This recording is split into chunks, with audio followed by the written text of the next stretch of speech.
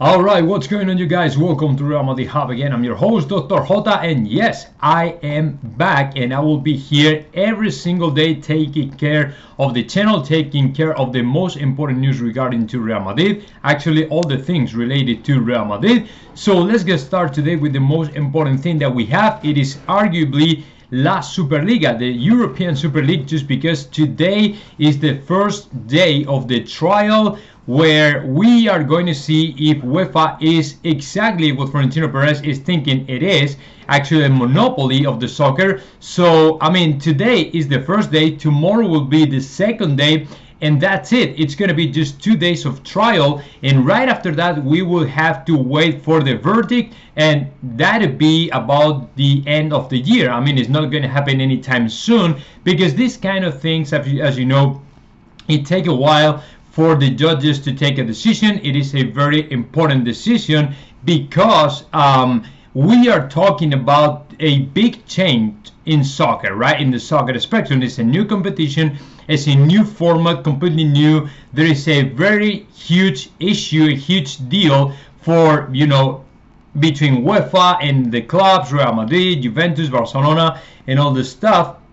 So I don't know what is going to happen. My sensations, my feelings are pretty much close to the position of Florentino Perez, and I would say that the same thing years ago happened with the European League in basketball in Europe. So once we got it, I think there's no reason for us to think the European Super League is not going to happen. I mean, it's the same reasons, same arguments, and to me there are reasons enough for the justice to confirm the European Super League is not illegal at all. So I don't know what is going to happen though, because in soccer, and when it comes to trials and decisions, judges and stuff like that, I mean, you never know. It's like the transfer market. It's the same thing. So let's see what happens. But today is the first day of the trial. So now let's move on and let's keep talking about more stuff regarding to Real Madrid. The second more important news today,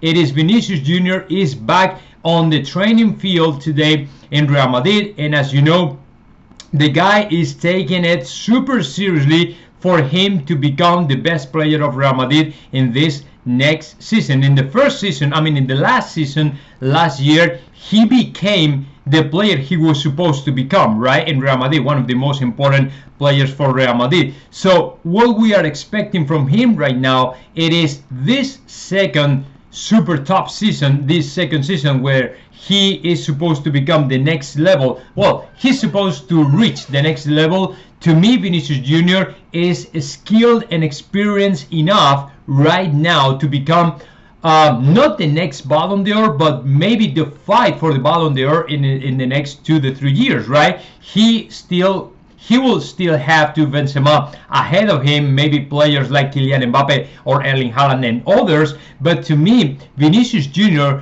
the way he has evolved in Real Madrid, I mean, it is arguably the best one for him to become one of the greatest players ever. So the most important for Real Madrid, the player is back. I mean, Real Madrid has leaked a couple of images and footage and stuff like that from him training today and doing crazy stuff like nutmegs to Kubo and other things that we really like. So to me, there's no reason for us to think he won't be the same player that we saw last year. So to me, it is great, and Vinicius Jr. is closer than ever to start to be considered one of the prospects for the Ballon d'Or next year. Let's see what happens. And of course, the other exciting news that I have for you all guys is about Endrick. As you know, next July the 21st, Endrick will be turning he will be turning 16 years old. So he's old enough to sign a professional contract with anyone, any club in the world.